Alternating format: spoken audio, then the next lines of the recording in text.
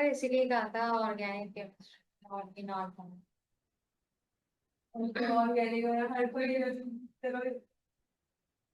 अच्छा, हम last class में कहाँ तक पहुंचे थे?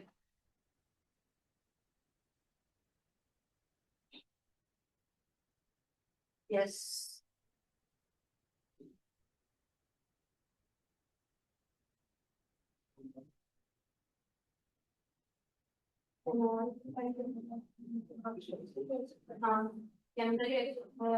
हाइड्रोजनेशन हाइड्रोजनेशन पढ़ी थी पढ़ लिया। सही है, यानी फिनॉल की कुछ रिएक्शन बाकी है, जैसे कि पिक्रिक एसिड।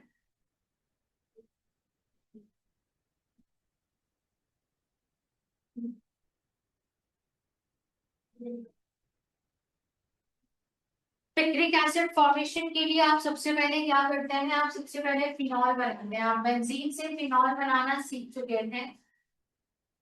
आपने सबसे पहले बेंजीन से बनाया फिनॉल, और फिर आप इस फिनॉल को कॉन्सेंट्रेटेड नाइट्रिक एसिड के साथ ट्रीट करवाते हैं। और कितने मॉलिक्यूल्स नाइट्रिक एसिड के? 3। और आपके पास ये जो कॉन्सेंट्रेटेड की बात की है, इसका मतलब है कि मैं आपसे कहूंगी क्या नाइट्रिक एसिड डाइल्यूटेड भी हो सकता है? तो जी बिल्कुल हो सकता है। नाइट्रेशन दो तरह से होती है। मैंने नाइट्रेशन का नाम नहीं लिखा, लेकिन एक्चुअली ये नाइट्रेशन इन फिनॉल। तो अगर आप इसे कॉन्सेंट्रेटेड नाइट्रिक एसिड के साथ करवाते हैं तो आपके पास बनता है 2,4,6 ट्राई नाइट्रोफिनॉल, और साथ में बनता है आपके पास यहाँ पर वाटर। सही। यानी आप यहाँ पर देखते हैं कि यस, नाइट्रिक एसिड में से NO2 आकर अटैच होते हैं, लेकिन कॉन्सेंट्रेटेड। मेरा सवाल ये है कि अगर ये डाइल्यूटेड हो तो फिर क्या बनेगा? तो यहाँ पर यही नाइट्रिक एसिड, जिसको अब मैंने जानबूझकर थोड़ा सा ब्रेक करके लिखा है ताकि जिन बच्चों को डायरेक्टली बात समझ नहीं आई उनको समझ आ जाए। चलिए, अब क्योंकि ये डाइल्यूटेड है तो ये बनेगा या तो ऑर्थो या फिर क्या बनेगा? मेटा। क्योंकि ये जो OH ग्रुप है ये आने वाले ग्रुप को कहाँ पर भेजेगा? या तो ऑर्थो पर या फिर मेटा पर। क्या मैंने सही कहा? क्या गलती थी? ऑर्थो पर या फिर पैरा पर। क्योंकि दो एक साथ होते हैं, या तो ऑर्थो पैरा, और मेटा क्या होता है? अलग। सही है। जो मैंने आपसे वर्बली बात पूछी ये बकायदा MCQs में, ये जो प्रोडक्ट बनेगी वो ऑर्थो मेटा पड़ेगी। अब क्या होगा? बच्चे ने ऑर्थो पढ़ा और उसने मेटा को नहीं देखा। उसके दिमाग में क्या है? हाँ, दो ही तो थे, लेकिन एकदम से स्किप हुआ ना, कि जैसे तुम लोगों के दिमाग से, इसी तरह हमारे दिमाग से हमारे स्किप होता है। तो डाइल्यूटेड है लेकिन एक साथ बन सकता है। एक बार बनेगा ऑर्थो नाइट्रोफिनॉल, और एक बार बन सकता है पैरा नाइट्रोफिनॉल। और फिर आपके पास यहाँ पर क्या बनेगा? +2H2। सही है। तो ये कहलाता है एक बार ऑर्थो और एक बार क्या बनेगा? पैरा। या मेटा के बनने की गुंजाइश नहीं। ये किसकी बात की है? पिक्रिक एसिड फॉर्मेशन, और इसे आप किस नाम से जानते हैं? नाइट्रेशन। लेकिन अगर आप फिनॉल में सल्फोनेशन करवाना चाहें तो फिनॉल में सल्फोनेशन का मतलब ये होता है एट लो टेम्परेचर, और क्या होता है? At high temperature. जो लो टेम्परेचर है इसका मतलब है कम से कम 15 से 20 डिग्री सेंटीग्रेड पर ये नाइट सल्फोनेशन हो। तो आपके पास ये रहा फिनॉल, और इसमें होती है सल्फोनेशन, और सल्फोनेशन किसकी प्रेजेंस में होती है? Sulphuric acid. अब यहाँ पर भी ना दो प्रोडक्ट बनते हैं वैसे तो, लेकिन एक मेजर होती है और एक माइनर। जब लो टेम्परेचर होता है तो एक ही मेजर प्रोडक्ट बनती है, और वो मेजर प्रोडक्ट कौन सी है आपके सामने लिखूंगी मैं। ये रहा OH, यहाँ क्या रहा? SO3H। इसको हम पढ़ते हैं ऑर्थोफिनॉल बेंजीन सल्फोनिक एसिड, क्योंकि दोनों ही आपके पास कंप्लीट नेम है। SO3H बेंजीन पर आ जाए तो बेंजीन सल्फोनिक एसिड, OH आ जाए तो क्या बन जाता है? Phenol. ऑर्थोफिनॉल benzene sulphonic acid plus क्या बनेगा यहाँ पर? H2। ये मेजर है। मेजर का मतलब प्रोडक्ट तकरीबन कितनी बनी है 80%, और 20% यहाँ पर पैरा बनी होगी, लेकिन वो लो टेम्परेचर पर प्रेसिपिटेट आउट हो जाता है। जब हम हाई टेम्परेचर पर जाते हैं, और हाई टेम्परेचर का मतलब है 100 डिग्री सेंटीग्रेड, तो यही रिएक्टेंट है, और इस रिएक्टेंट पर जो ऑर्थो है वो नहीं बनता है, बल्कि क्या बनता है यहाँ पर पैरा। आप इसका नाम लिखते हैं बकायदा, पैराफिनॉल बेंजीन सल्फोनिक एसिड, और साइड प्रोडक्ट क्या बनती है आपके पास H2। Is this clear? क्या बनती है बेटा H2। तो ये नाइट्रेशन भी है, और ये क्या है सल्फोनेशन।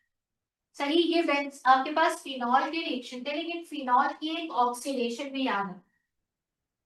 फिनॉल को जब मैं ऑक्सीडाइज करवा दूं तो एक स्ट्रक्चर बनता है। मैं सिर्फ यहाँ डायरेक्टली उस स्ट्रक्चर का नाम लिखना चाहूँ तो लिख सकती हूँ, लेकिन मैं पहले स्ट्रक्चर बनाऊंगा और आपको याद करवाऊँ। किसी को इसका नाम आता है?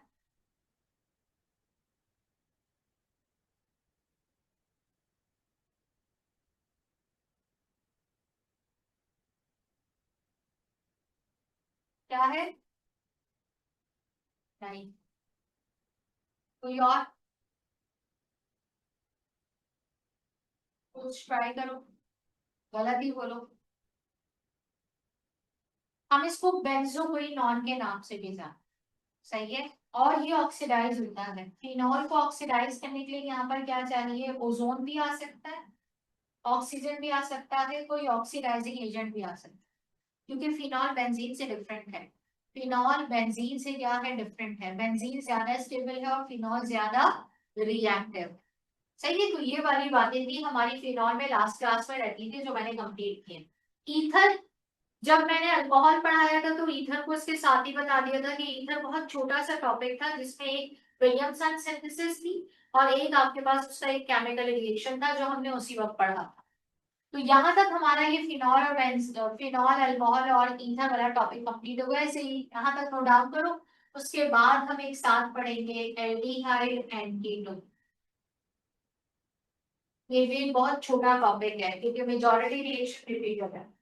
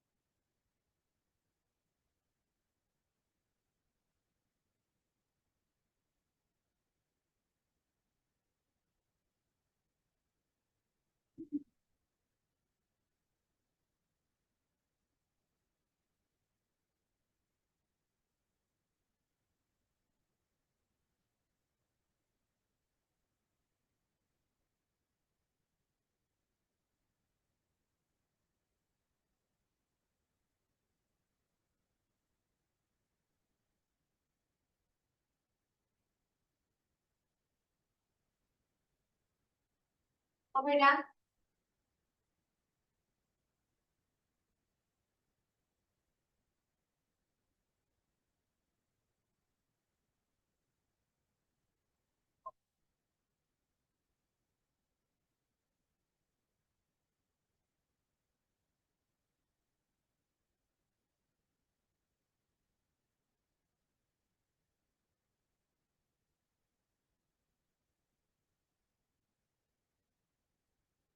एल्डिहाइड एंड कीटोन की जर्नल रिप्रेजेंटेशन फंक्शनल ग्रुप के तौर पर देखेंगे तो आपको स्ट्रक्चर से ही ये बात समझ आ जाएगी, यानी जनरल रिप्रेजेंटेशन से, कि इसमें बॉन्ड एंगल है तो कार्बोनाइल कार्बन के अकॉर्डिंग, यानी आप इसे कहेंगे कि इसमें हाइब्रिडाइजेशन कौन सी है, तो आपके पास इसका जवाब आ तो जाएगा फॉरन, दैट इज sp2। तो फिर बॉन्ड एंगल sp2 के अकॉर्डिंग क्या होता है 120, लेकिन एक साइड पर हाइड्रोजन है और एक साइड पर यानी कीटोन में दोनों साइड पर क्या है कार्बन, और इससे स्लाइटली हमारे पास बॉन्ड एंगल पे फर्क पड़ सकता है। हम इसे यहाँ पर 120 के बजाय हम कभी कभी 190 118 भी कह देते हैं अगर हायर केमिस्ट्री के अकॉर्डिंग है, वरना जो आपकी बुक कहती है आप उसको उसी के अकॉर्डिंग जवाब। फिर उसके बाद अगर आपसे ये कहा जाए कि अच्छा ये बताइए कि इसमें से रिएक्टिविटी किसकी ज्यादा है, तो ये बात याद रखना है कि aldehyde is more reactive than ketone. और ऐसा क्यों है, क्योंकि यहाँ पर आपके पास क्या मौजूद है हाइड्रोजन भी मौजूद, बॉन्ड कार्बन कार्बन का सिग्मा बॉन्ड स्ट्रॉन्गर नहीं है, कार्बन हाइड्रोजन का ये जो बॉन्ड है ये कार्बन कार्बन के सिग्मा बॉन्ड के मुकाबले में क्या होता है वीक, इसलिए aldehyde is much more reactive as compare to ketone. फिर इसकी फिजिकल प्रॉपर्टीज की बात करें तो दोनों के ही इनिशियल मेंबर्स लिक्विड है। इनिशियल मेंबर्स का क्या मतलब है, मैं कार्बन 3 से बात करूंगी, यानी मैं आपसे कहूं कि that is prop in al and prop in on। क्यों नंबर 3 कार्बन से बात करूंगी, क्योंकि एक कार्बन पर फॉर्मेल्डिहाइड, दो कार्बन पर एसिड एल्डिहाइड, तीन कार्बन पर प्रोपियन एल्डिहाइड, चार कार्बन पर butyl aldehyde CH3 CH2 CH2 CHO। लेकिन अगर मैं कीटोन की बात करूं तो कीटोन यहां से स्टार्ट होता है जहां पर सिर्फ कितने कार्बन मौजूद हैं, हाँ कार्बन 1 और 2 मौजूद नहीं। तो इसका मतलब फिजिकल प्रॉपर्टीज हाँ कुछ मिलती जुलती हैं। इनिशियल मेंबर्स क्या है आपके पास, इनिशियल मेंबर्स हैं आपके पास लिक्विड, लेकिन इनमें से कौन ज्यादा वॉलेटाइल होता है कीटोन, इसलिए हम उसको एसीटोन की फॉर्म में देख रहे हैं। सही है। अच्छा फिजिकल प्रॉपर्टीज में मैं मेल्टिंग पॉइंट की भी बात करूंगी और बॉइलिंग पॉइंट। क्या ख्याल है तुम लोगों का, इसमें से किसका बॉइलिंग पॉइंट ज्यादा होता होगा, किसका बॉइलिंग पॉइंट कम है? कीटोन का ज्यादा होगा। सोच समझ के जवाब देना, अभी मैंने कुछ और भी बोला था। कौन ज्यादा वॉलेटाइल है तो फिर उसका बॉइलिंग पॉइंट क्या होगा, हाँ तो बॉइलिंग पॉइंट किसका ज्यादा होगा, एल्डिहाइड। सही है, किसका ज्यादा होगा एल्डिहाइड। अच्छा फिर एक और, मैं आपसे ये बात भी कह सकती हूँ कि फिजिकल प्रॉपर्टीज में मेल्टिंग बॉइलिंग पॉइंट और ये सब देखते हैं, लेकिन आपको ये भी याद रखना है कि इन सब के अंदर यानी एल्डिहाइड और कीटोन के लिए आप जो जर्नल फॉर्मूला इस्तेमाल करते हैं, जिसे आप जर्नल जो है वो फॉर्मूला के तौर पर लिखते हैं CnH2n O, जितने कार्बन उसका डबल क्या है हाइड्रोजन और एक क्या है ऑक्सीजन, इस जनरल फॉर्मूला के अकॉर्डिंग दोनों फंक्शनल ग्रुप आइसोमर, दोनों क्या है बेटा functional group isomer. Functional group isomer का क्या मतलब है, ये ऐसे आइसोमर है जो एक दूसरे से फंक्शनल ग्रुप के बेसिस पर डिफरेंस है, अदरवाइज कोई और डिफरेंस नहीं। इनका IUPAC नेम याद कर लेंगे तो आसानी होती है। एल्डिहाइड के लिए क्या होता है अल्कीन अल, और कीटोन के लिए क्या होता है अल्केन। इन दोनों में से कौन ज्यादा डोमिनेंट है,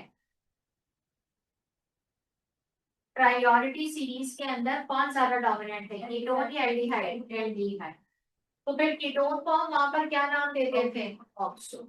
चलिए ये छोटा सा रिकॉल हमने इसके स्ट्रक्चर और फिजिकल प्रॉपर्टीज पे किया है, इसे नोट डाउन कर लो और फिर हम इसकी प्रिपरेशन पे बात करेंगे और केमिकल रिलीफ।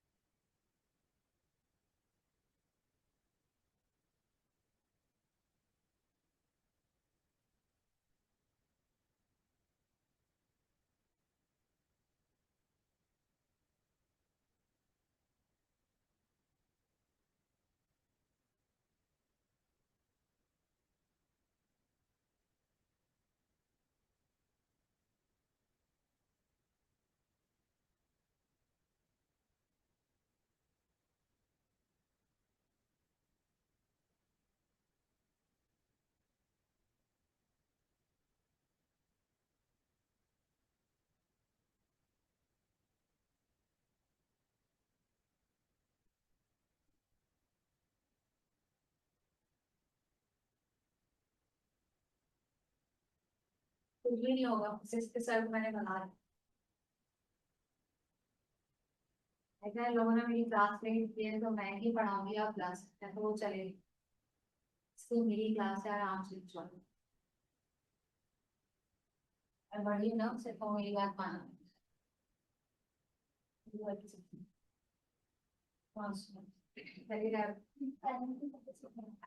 पता चलिए था ना कैसे,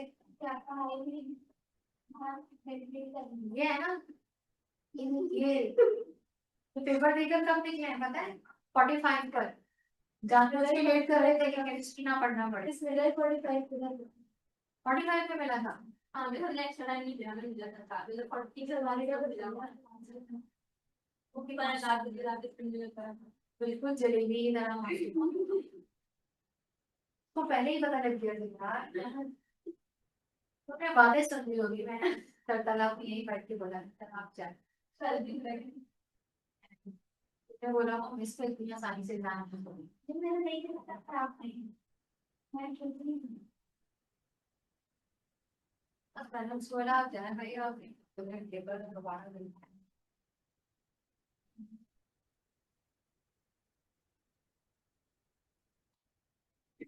लास्ट क्लास में था ये अकेली बैठ के गई थी मेरे साथ मासूम। ठीक है पेपर, ठीक है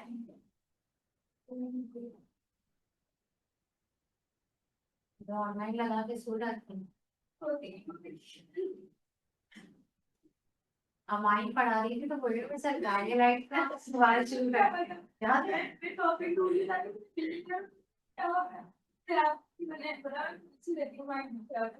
ऐसे नहीं हुआ, अभी नहीं हंसूंगी, अभी ऐसे हंसूंगी। अच्छा वाह। अच्छा एल्डिहाइड कीटोन की ना कोई नई प्रिपरेशन नहीं है भाई, वो सारी वही प्रिपरेशन है जो हम पढ़ के आए। ओजोनोलिसिस, अल्कीन एल्काइन, उसमें एल्डिहाइड बना है। हाइड्रेशन इन वाटर, वहां पर एल्डिहाइड बना था। अल्कोहल को ऑक्सीडाइज किया था तो क्या बना था? एल्डिहाइड। सही है, कौन से अल्कोहल को ऑक्सीडाइज करने पे एल्डिहाइड मिलता है? प्राइमरी। और सेकेंडरी अल्कोहल को ऑक्सीडाइज करने पे क्या मिलता है? सही है, G9 कीटोन। सही है, इसका मतलब प्रिपरेशन में आपने क्या क्या पढ़ा? ओजोनोलिसिस, एक लिस्ट अगर हम बना लें, हमने किसकी ओजोनोलिसिस पढ़ी? अल्कीन की भी, और किसकी पढ़ी? अल्कान। चलिए यहाँ से हमें मिलता है एल्डिहाइड, अगर तुम लोगों को याद हो फॉर्मेल्डिहाइड मिला था हम। फिर उसके बाद हम आते हैं number 2, addition of water in ethyne, जिसको आप हाइड्रेशन कहते हैं। एडिशन ऑफ वाटर इन एक इथाइन है अगर, तो एसिटाल्डिहाइड मिलता है। और अगर कोई और अल्काइन है तो क्या मिलता था हमें? कीटोन। किसी को इसका रेडिकल और इसकी कैटलिस्ट याद, इस रिएक्शन के एडिशन ऑफ वाटर, जब आप अल्काइन में वाटर ऐड करते हैं तो क्या होता है?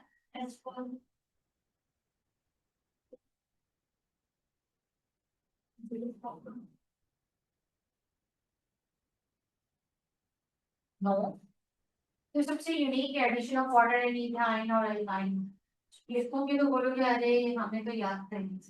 10% mercurous sulfate and concentrated sulfuric acid, सही है, जिसमें विनाइल अल्कोहल बनता है। और ये हमने क्योंकि अल्कोहल में पढ़ाया था इसलिए दोबारा रिवाइज किया। इथाइन से बनेगा एसिटाल्डिहाइड और अल्काइन कोई भी होगा तो क्या बनेगा? कीटोन। अच्छा, फिर हमने अल्कोहल से क्या पढ़ा? हमने पढ़ा अगर प्राइमरी अल्कोहल होगा तो क्या बनेगा? एल्डिहाइड, सही है। और आपके पास अगर सेकेंडरी अल्कोहल होगा और ये बनेगा कैसे? ऑक्सीडेशन, तो आपके पास यहाँ क्या बनेगा? प्रोटीन। Is this clear? अच्छा, फिर एक और, क्या आपसे ये कहा जाए क्या आप कार्ब ऑक्सैलिक एसिड से बना सकते हैं?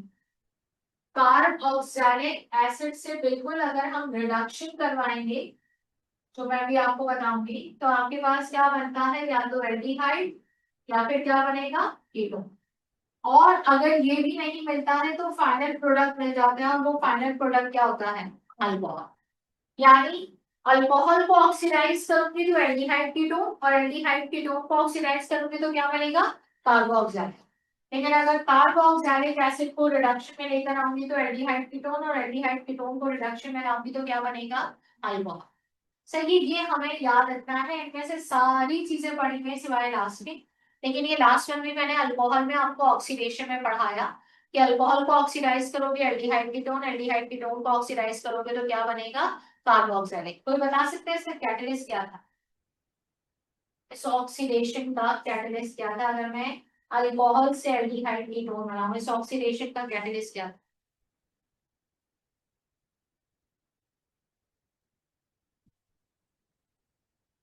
स्ट्रॉन्ग ऑक्सीडाइजिंग एजेंट है? नो। K2Cr2O7, और किसके साथ? Concentrated sulphuric acid. तो आप अल्कोहल को ऑक्सीडाइज करते हैं by the strong oxidising agent. लेकिन अगर मैं इसकी प्रिपरेशन की बजाय केमिकल रिएक्शन पे बात करूं, ये है हमारे लिए एक नई बात जिसको हमने तसल्ली से पढ़ना है। मैं यहीं से बात स्टार्ट करूंगी जिस पर तुम लोग सबसे पहले अटके हो, और दैट इज ऑक्सीडेशन। एल्डिहाइड को ऑक्सीडाइज करवा दूं अगर मैं, तो क्या बनता है? Carb oxalic acid. ये रहा फॉर्मल्डिहाइड, और आप इसे ऑक्सीडाइज करवाएंगे तो बनेगा फॉर्मिक एसिड। ये रहा फॉर्मिक एसिड। आप एसिड एल्डिहाइड को ऑक्सीडाइज करवाएंगे तो जरा बताइएगा क्या बनेगा जल्दी से? Acetic acid, CH3 C double bond O, और यहाँ क्या आएगा? OH। इसका मतलब है यहाँ आ रहा है ये ऑक्सीजन जो हम ऐड कर रहे हैं, और इसमें कौन सा कैटलिस्ट मौजूद है? That is strong oxidising agent. उसके बाद अगर मैं आपसे कहूँ कि आप यहाँ पर इसका कोई और केमिकल रिएक्शन, तो आप कहेंगे yes miss, aldehyde and ketone nucleophilic addition reaction दे। इस टर्म का मतलब बताना जरा, न्यूक्लियोफिलिक एडिशन रिएक्शन।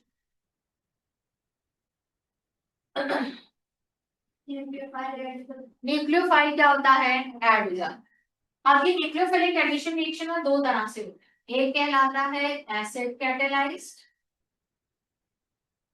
और दूसरा क्या कहलाता है? Base catalysed. यानी जहां पर बेस क्या करता है? बेसिक मीडियम प्रोवाइड करता है तो रिएक्शन होगा। एसिड कैटेलाइज जहां पर एसिडिक मीडियम प्रोवाइड किया जाता है तो ये रिएक्शन होता है।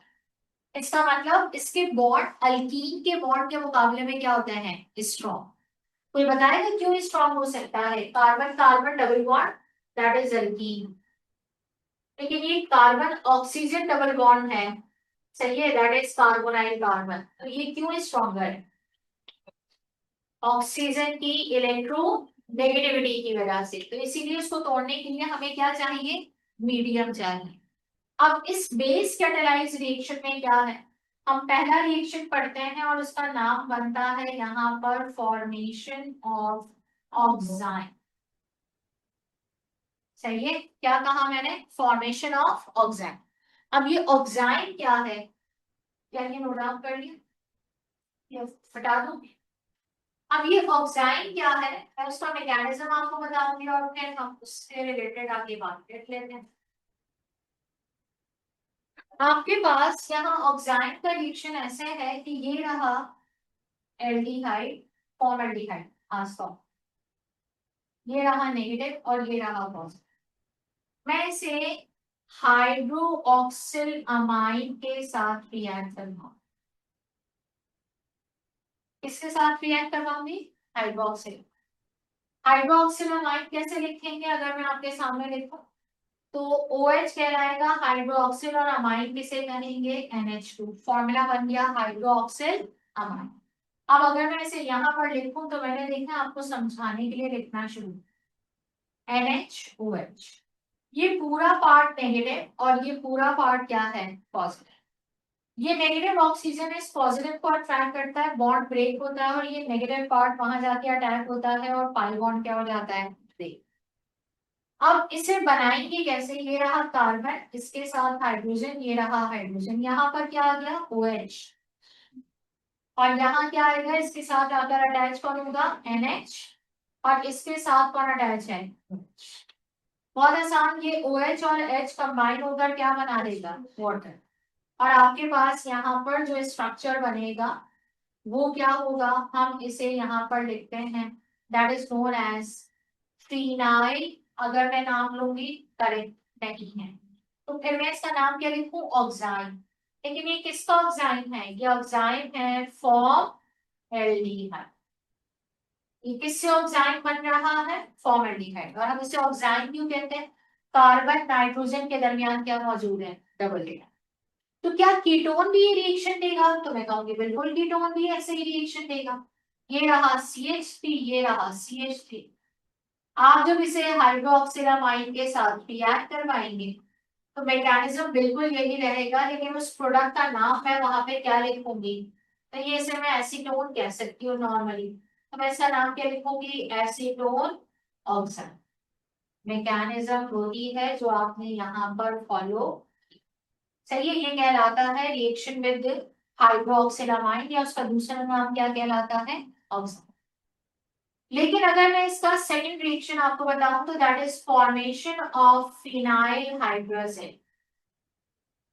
कोई फिनाइल का मतलब बताओ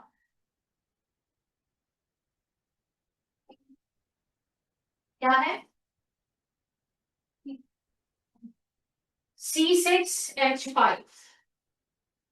चलिए, फिर लिखा मैंने NH, फिर लिखा मैंने NH और फिर क्या लिखा मैंने? OH।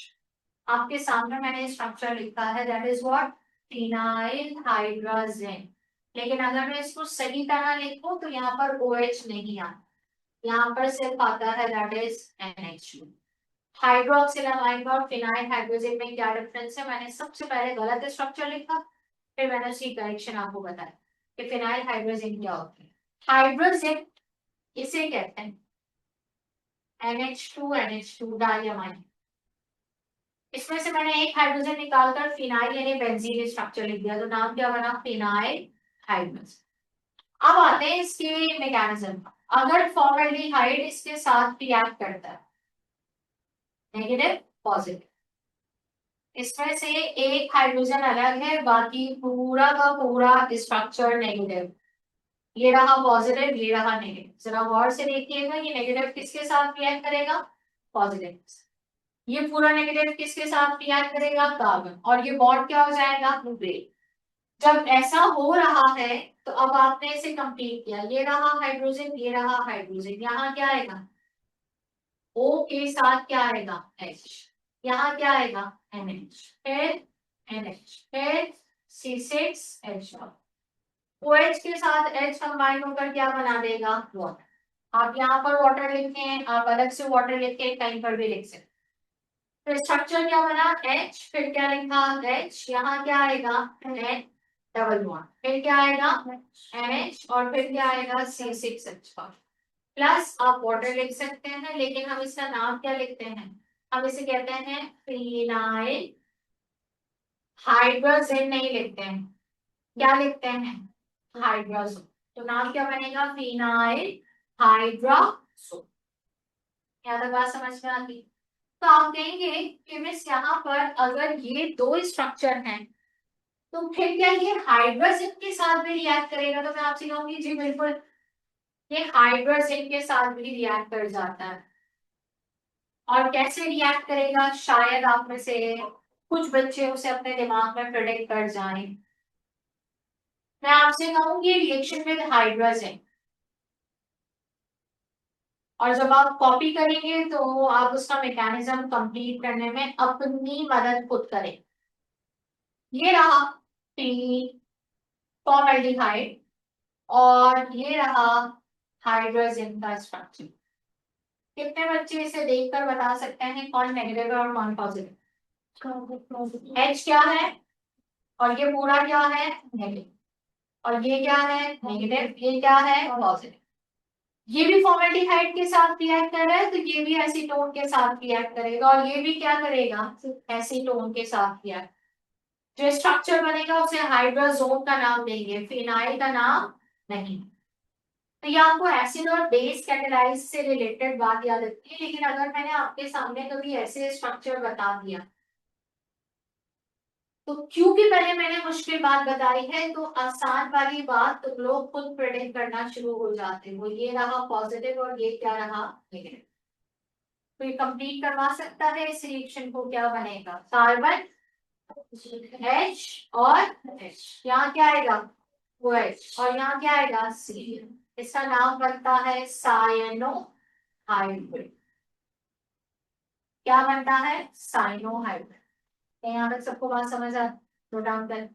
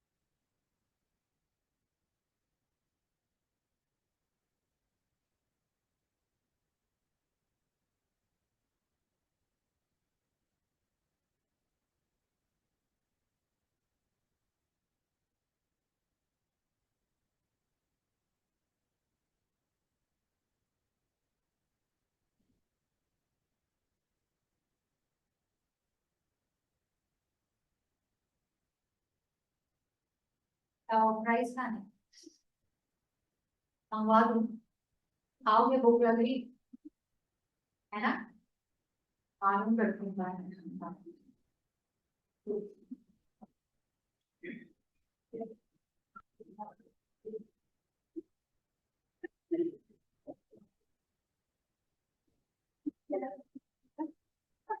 मेरा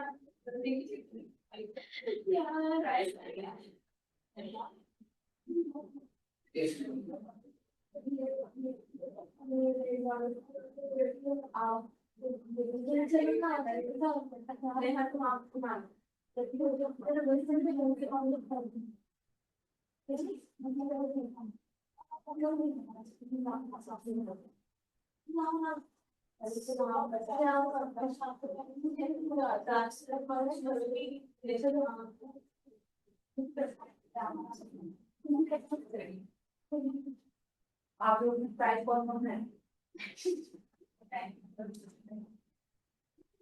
क्या हुआ, कैसे माइक चल रहा है? जल्दी बताओ। आगे मेरी बात को आराम से खाएंगे। क्यों, तुम्हें क्यों नहीं खाते? प्राइस की बात करी क्लास में रहा हो ऐसा कोई खाए?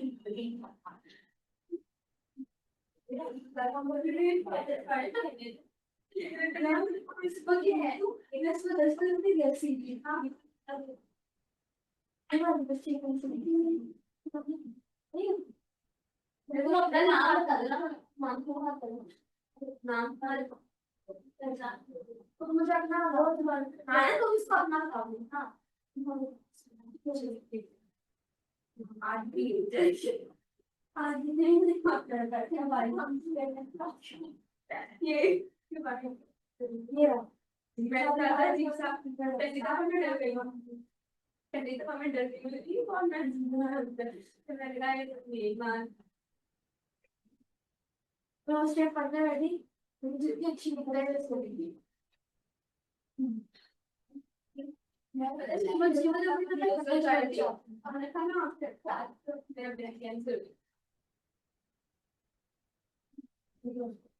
यार मैंने एक क्लास से लाऊं होगी और मैं जा रही हूँ मुझे एक क्लास से पूछना पुलिस से तो वो पढ़ा रहे थे पुलिस से लगा कि इधर का टॉपिक मेरे वहाँ इसे डेट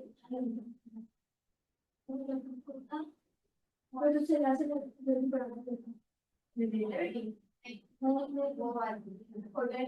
हाँ हाँ हाँ भाई नहीं जाता है ना हाँ हाँ जाता है और मेरी क्या है, मैंने बोला जल्दी मंगाए, इससे पहले बच्चे बेहोश हो जाए। मैं प्रैक्टिकल सेंटर वाला प्राइस वाला नहीं खुला, मैंने उससे बोला आगे से जाके कोई भी बेंटी बुकी से कुछ भी नहीं है।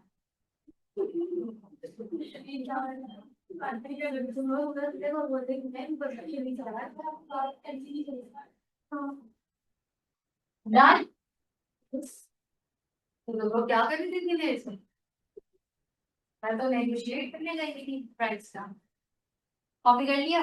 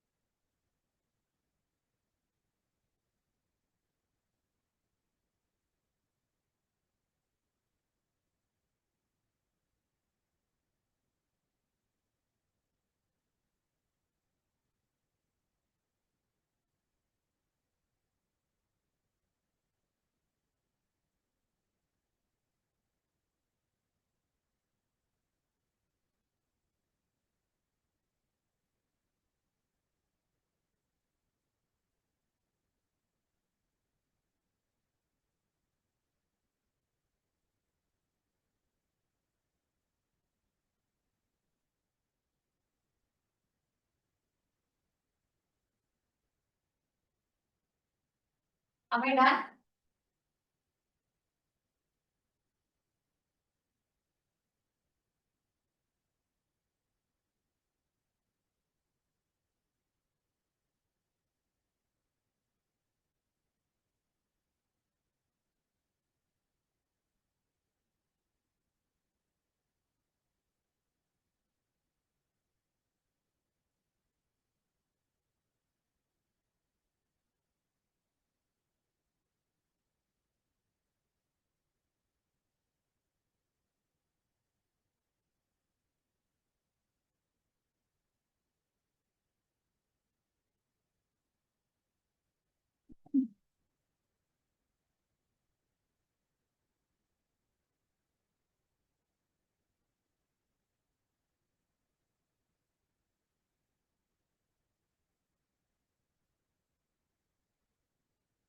अच्छा जी, रिडक्शन, रिडक्शन का मतलब क्या होता है? Addition of hydrogen. दो तरह की रिडक्शन होगी, लेकिन मैंने पहले वो रिडक्शन लिखी इसके अपने को दो पार्ट्स हैं, क्लेमेंसन और कैटालिटिक। क्लेमेंसन रिडक्शन आपके पास मर्करी इन प्रेजेंस ऑफ या तो HCl हो या फिर जिंक, और इसे हम अक्सर जिंक मरकरी भी लिख देते हैं। सही है, HCl को स्किप करके, क्योंकि इससे हमारी कोई साइड प्रोडक्ट का लेना देना नहीं है। इस पूरे रिएजेंट के जरिए हमें हाइड्रोजन मिले। वो हाइड्रोजन आपके पास मॉलिक्यूलर से ज्यादा कौन सी फॉर्म के अंदर होती है? एटॉमिक। ये एटॉमिक हाइड्रोजन बॉन्ड को ब्रेक करती है, और ब्रेक करने के बाद यहाँ पर क्या होगा? एक हाइड्रोजन यहाँ ऑक्सीजन के साथ और एक हाइड्रोजन यहाँ, तो इसका मतलब है फॉर्मल्डिहाइड से यानी मीथेन अल से क्या बनता है? Methane all. आपने अभी थोड़ी देर पहले ऑल से अल बनाना सीखा था, अब आप क्या सीख रहे हैं? अल से ऑल। सही है, यानी एल्डिहाइड से अल्कोहल। सिमिलरली अगर मैं आपसे कहूँ एसिड एल्डिहाइड से क्या बनेगा, तो मेरा ख्याल है कि मुझे ये बताने की जरूरत नहीं है कि एसिड एल्डिहाइड से इथाइल अल्कोहल बन जाए। यहाँ पर OH, यहाँ पर H, और यहाँ पर भी क्या है? H, that is ethyl alcohol. Ethanol से क्या बनेगा? इथेनॉल। लेकिन अगर कैटालिटिक रिडक्शन है तो ये वही है जो निकेल, प्लैटिनम और प्लेडियम की मौजूदगी में होती है, यानी मॉलिक्यूलर हाइड्रोजन आ सकता है। और जब मॉलिक्यूलर हाइड्रोजन आता है तब भी काम तो यही हो रहा है। एल्डिहाइड किसके अंदर कन्वर्ट हो जाएगा? अल्कोहल। यानी आपके पास ये जो फॉर्म एल्डिहाइड है, यह हाइड्रोजन के साथ रिएक्ट करके क्या बना रहा होगा, हम उसे देखते हैं। मैंने यहाँ पे लिखा H, पे लिखा CHO। CHO किसकी पहचान होती थी? एल्डिहाइड। मैंने अब यहाँ पे क्या लगा दिया? CH3। दो हाइड्रोजन ऐड कर दिए। मैं इसको डायरेक्टली लिख रही हूँ जानबूझकर, लेकिन अब अगर मैं इसका स्ट्रक्चर बनाऊँ ना, तो ये रहा फॉर्मेल्डिहाइड। और इसमें अगर हाइड्रोजन ऐड हो जाएगा तो रिएक्शन तो वही रहेगा जो मैंने अभी आपको बताया। यहाँ OH, ये H, और ये भी क्या है? H। जरा देखिएगा, फॉर्मूला आपके पास वही रहेगा जो मैंने अभी आपके सामने लिखा। कितने? 3 और 1 4, 1 2 3 4, और एक ऑक्सीजन। सही है, तो ऑल सॉरी अल से क्या बन रहा है? और इन दोनों के अंदर अगर कीटोन भी आ जाए तो भी हमें कोई प्रॉब्लम नहीं होती है। अगर कीटोन आएगा तो आपके पास अल्कोहल कौन सा बनेगा वो भी आपको याद रखना है, सेकेंडरी। एल्डिहाइड से कौन सा अल्कोहल बन रहा है? प्राइमरी। तो फिर कीटोन से कौन सा बनेगा? सेकेंडरी। कैसे? ये हाइड्रोजन इसकी मौजूदगी में बॉन्ड को ब्रेक करेगा, CH3, यहाँ आएगा OH, यहाँ क्या रहेगा? CH3, और यहाँ क्या रहेगा? H। तो जरा गौर से देखें, कार्बन के साथ दो अल्काइल रेडिकल और फंक्शनल ग्रुप, तो ये कौन सा अल्कोहल बन रहा है? सेकेंड। इसका मतलब वो वाली बात बिल्कुल याद रखनी है कि प्राइमरी अल्कोहल को ऑक्सीडाइज करवाएंगे तो एल्डिहाइड बनेगा, और एल्डिहाइड को रिड्यूस करवाएंगे तो क्या बनेगा? प्राइमरी। सेकेंडरी अल्कोहल को ऑक्सीडाइज करवाएंगे तो क्या बनेगा? कीटोन। और कीटोन को रिड्यूस करवाएंगे तो क्या बनेगा आपके पास? 2 degree alcohol. 3 degree alcohol oxidise नहीं होता है, इसीलिए हम उसकी बात नहीं करते। लेकिन एक और थर्ड टाइप ऑफ रिडक्शन भी है जिसको आप बाकायदा नाम से जानते हैं, that is what, Wolff Kishner reduction. अच्छा, इसका आधा रिएक्शन बोर्ड पर मौजूद है। मैंने जानबूझकर ये रिएक्शन नहीं बताया हाइड्रोजन वाला, इसका आधा रिएक्शन बोर्ड पर मौजूद। कहाँ है ये आधा रिएक्शन, देख लेते हैं। ये रहा फॉर्मल्डिहाइड और ये रहा हाइड्रोजन। सही है। अब जब ये रिएक्ट कर रहा था तो अभी अभी आपने इसे बनाया था, यहाँ H आएगा, यहाँ क्या आएगा H, यहाँ क्या होगा OH, फिर क्या होगा NH और फिर क्या होगा NH। ये H एंड OH कंबाइन होकर क्या बना देगा, सही है। तो इसका मतलब है यहाँ पर वाटर एलिमिनेट हो जाएगा और क्या बनेगा, ये रहा H, फिर H, यहाँ डबल बॉन्ड और फिर क्या आएगा NH2। तो ये इसे हम फर्दर जिंक की प्रेजेंस में या हाइड्रोजन पेरोक्साइड की प्रेजेंस में हीट कर देते हैं। जब हम इसे हीट करते हैं ना तो ये दोनों नाइट्रोजन रिएक्ट करके क्या बना देता है N2। और से सुनना, क्या बना देता है N2 प्लस आपके पास अब क्या बच रहा है, एक कार्बन के साथ एक हाइड्रोजन और ये दो हाइड्रोजन, नजर आ रहा है। तो इसका मतलब फॉर्मल्डिहाइड से आपके पास क्या बन रहा है, मीथेन। क्या बन रहा है फॉर्मल्डिहाइड से, मीथेन। जब आप यही पूरा मैकेनिज्म किसके लिए चलाएंगे, एसीटोन के लिए, तो फिर क्या बनना चाहिए, वहां तक आप लोग मुझे बताएंगे कौन सा हाइड्रोकार्बन। वोल्फ किश्नर से इसका मतलब ये है कि एल्डिहाइड और कीटोन किसमें कन्वर्ट हो जाता है, हाइड्रोकार्बन। और हाइड्रोकार्बन का मतलब क्या है, अल्केन में क्या हो जाता है, कन्वर्ट। क्या यहाँ तक सबको बात समझ आती है, नोट डाउन करें।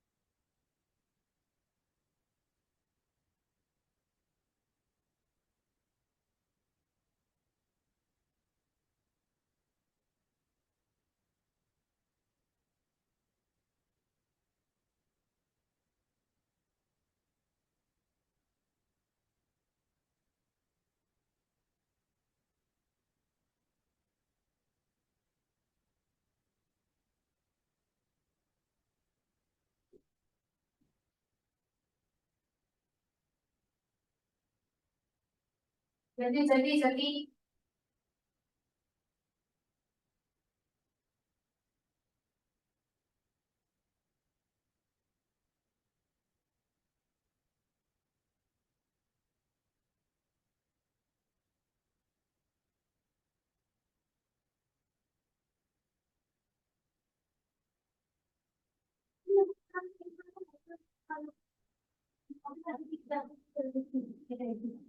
So I don't know how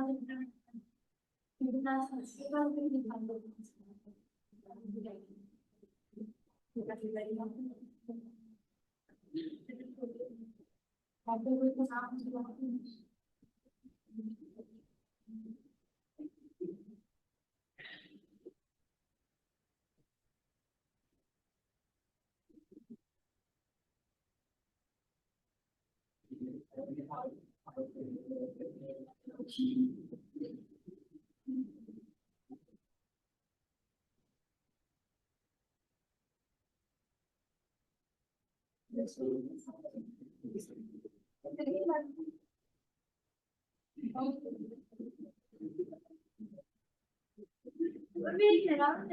शुरू हो गई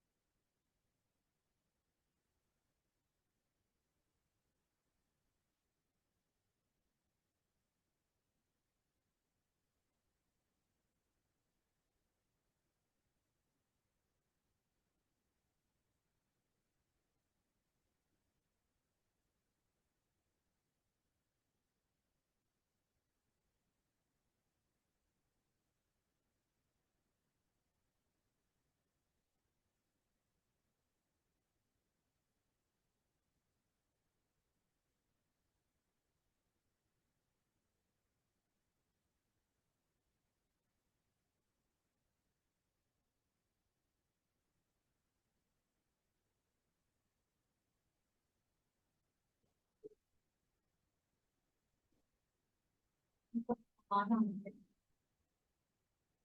लड़ाई के बगैर ही वजह नहीं समझ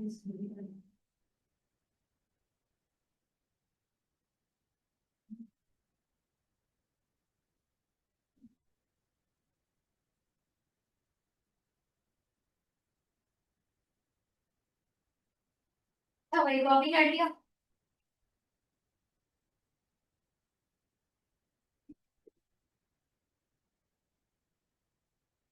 फिर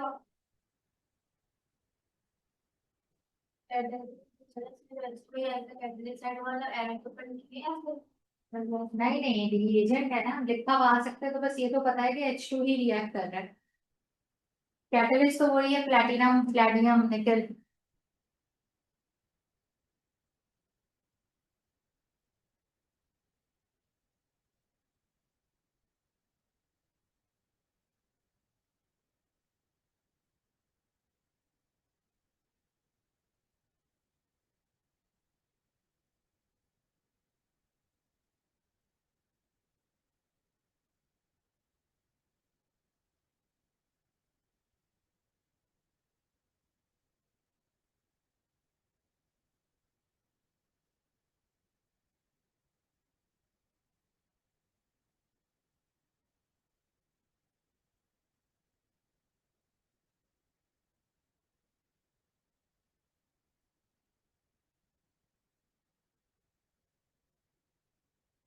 जल्दी करो, जानबूझ के देर मत करो।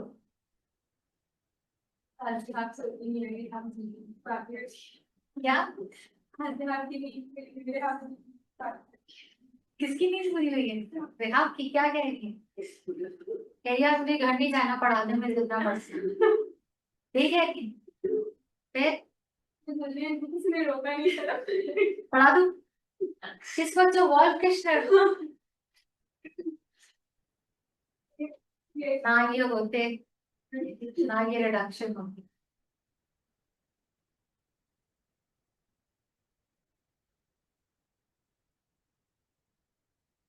मम्मी जनरेशन तो मेरी निकल गई है पढ़ के, मुझे तो अगली जनरेशन पर ज्यादा होता है। अपनी जनरेशन है ना अल्फा वाली, उनको तो समझ ही नहीं आता, वो बोलते हैं लॉजिक के साथ ही पढ़ाते हैं, इन सबकी जरूरत क्या है लाइफ में। अल्फा को समझाना जरा मुश्किल है। कोई बात नहीं, समझा देंगे उन्हें।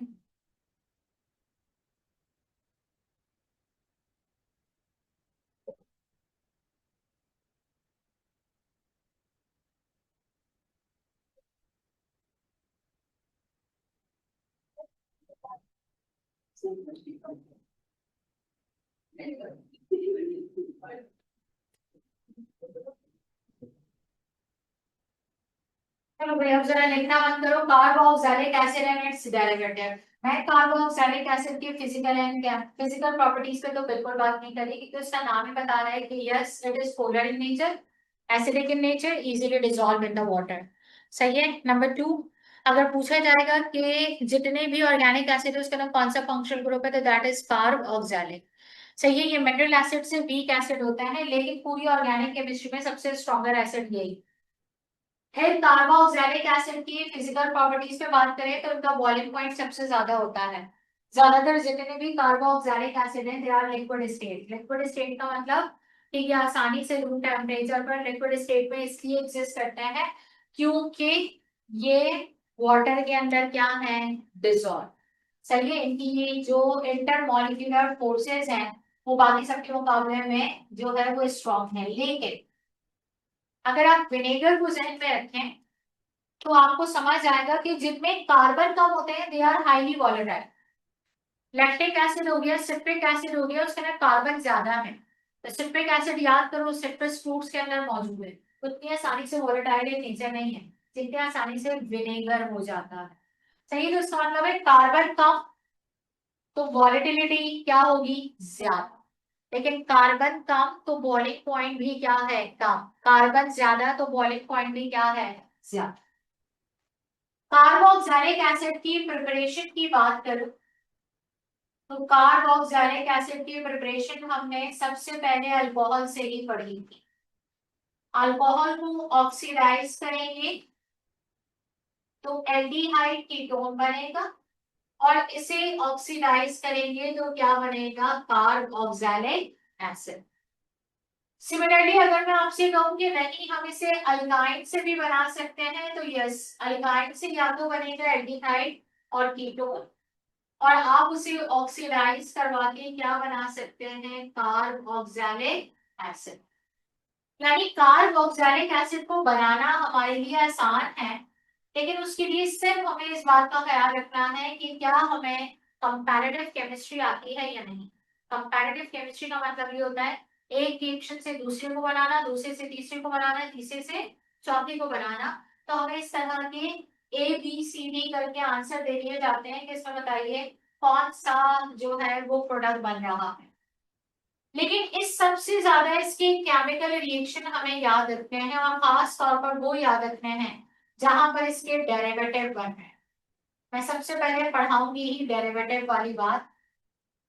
अगर मैं कार्बोक्सिलिक एसिड को HX के साथ, अगर मैं कार्बोक्सिलिक एसिड को PX3 के साथ, PX5 के साथ, SOCl2 के साथ, इन सब के साथ अगर ट्रीट करवाऊं तो जो आपके पास बनता है वो एसिड हैलाइड कहलाता है। यानी आपने यहाँ पर कौन से डेरिवेटिव की प्रिपरेशन सीखी, एसिड हैलाइड। और एसिड हैलाइड आप किसे कहते हैं, जब R कार्बन डबल बॉन्ड और इसके साथ कौन अटैच होता है, X।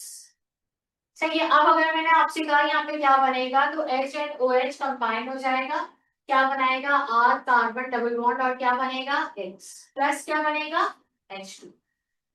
फिर मैं आपसे कहूँ अच्छा यहाँ पे क्या होगा तो R कार्बन डबल बॉन्ड यहाँ क्या आएगा X और इसके साथ क्या है 3 प्लस क्या बनेगा H3PO3 और मैंने इस इक्वेशन को यहाँ पे क्या कर दिया बैलेंस।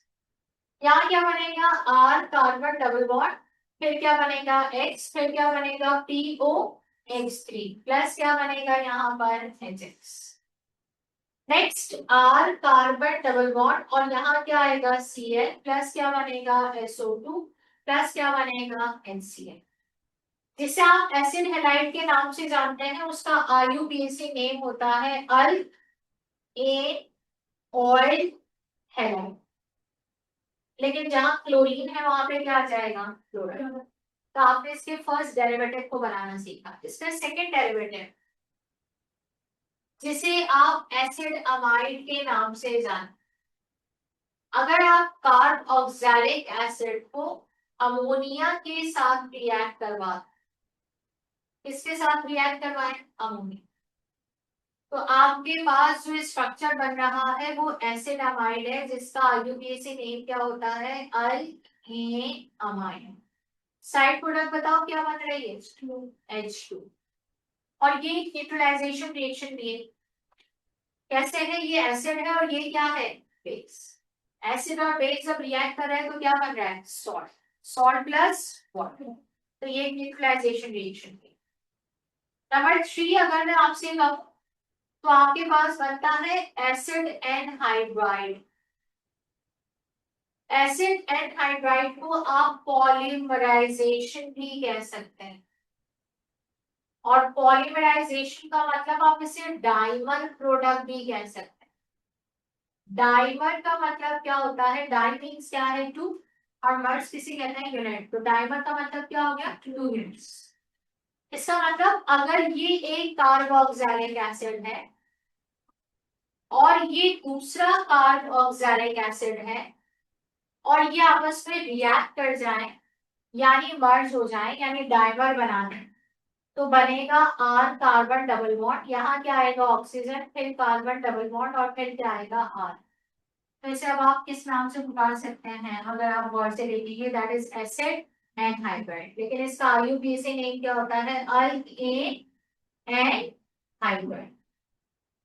लेकिन आप कैसे एलिमिनेट क्या करेंगे H2 तो ये बनेगा क्या एसिड एंड हाइड्राइड।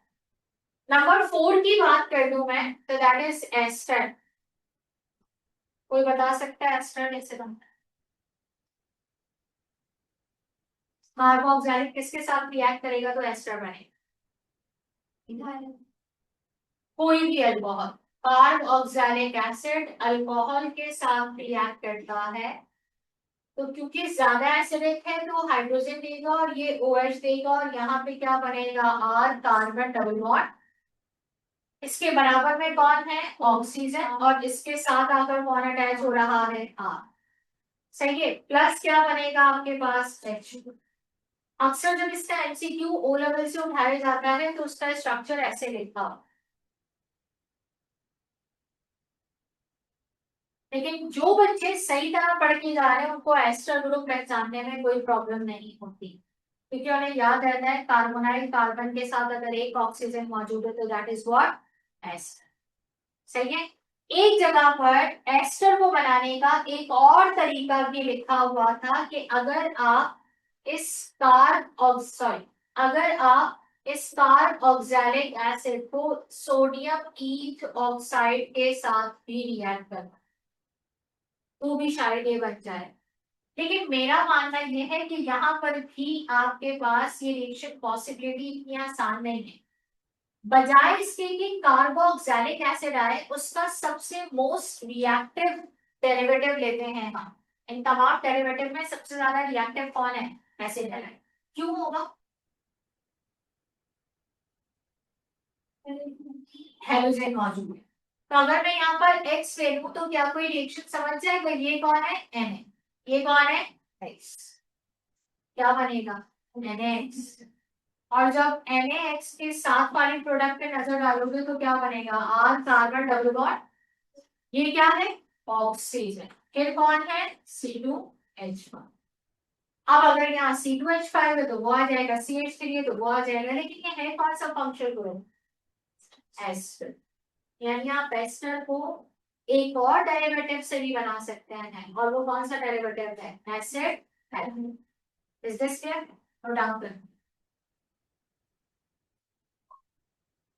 ये मेरी आज की आखिरी बात थी, इस बात के आगे मैं आपको नहीं पढ़ाऊंगी, क्योंकि ऐसा ना हो कि ये जो मैंने इतनी मेहनत से आज ये सारी चीजें आपको पढ़ाई हैं ये सब निकल जाए। इस चैप्टर की छोटी सी एक बात बाकी है, जो मैं कल की क्लास में इंशाल्लाह पढ़ाते हुए बायोकेमिस्ट्री और एनवायरमेंटल केमिस्ट्री को पढ़ा दूंगी, ताकि आपका सेकंड ईयर ज्यादा से ज्यादा कंप्लीट हो जाए।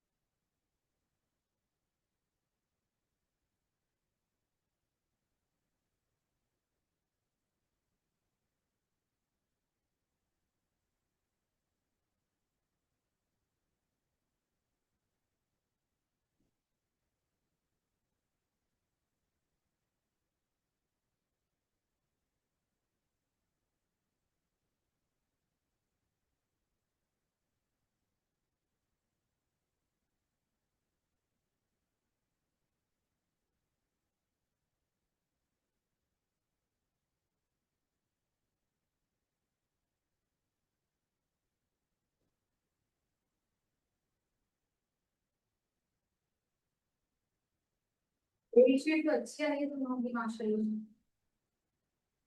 इस पेपर में गैप नहीं है, एक दिन का गैप है। कंप्यूटर साइंस वालों को तो वो भी नहीं मिला। हाँ फिजिक्स और इंग्लिश में उनका गैप नहीं है, वो रहेगा बेचारा। तो शुक्र करें कि दिन भर मिला। बात करते हैं इंग्लिश उर्दू में पता चलेगा पेपर, और झूठ का इंग्लिश उर्दू में एक हफ्ते में गैप किया है। और फर्स्ट ईयर वाला का पेपर कब तक है? 15 दिन। ना आगे ये क्या बीच में उनको ये बनाने जाना होगा इसकी ऐसे मुझे तो ई कैप की फिक्र हो गई है। 4 जून को तो नेटी का पहला राउंड का टेस्ट था, वो आगे जाएगा। वो 1 हफ्ता 10 दिन तो आगे जाना चाहिए। कहते हैं जब तक सारे ग्रुप पेपर नहीं होते जब तक नहीं होगा ही होगा। तो 3 बिल्कुल CS का चल 9 का CS का 9, तो इसका मतलब है कि 1 हफ्ता 10 दिन आगे जाता है। 4 5 6 तुम लोगों के लिए रहेंगे, 4 का आखिरी पेपर था, वो भी पाकिस्तान स्टडीज था। वो इसलिए रखा है उन्होंने आखिर में कि शायद उस वक्त तक पाकिस्तानी स्टडीज के टॉपिक और बढ़ जाएंगे। जैसे हालात चल रहे हैं ना, रिसेंट दे देंगे पाकिस्तान की मौजूदा खारजा पॉलिसी का आपका क्या कराया है। बस पर लिख देना सब कुछ जो कुछ देख रहे हो तो नंबर नहीं मिलेंगे फिर। सच लिखा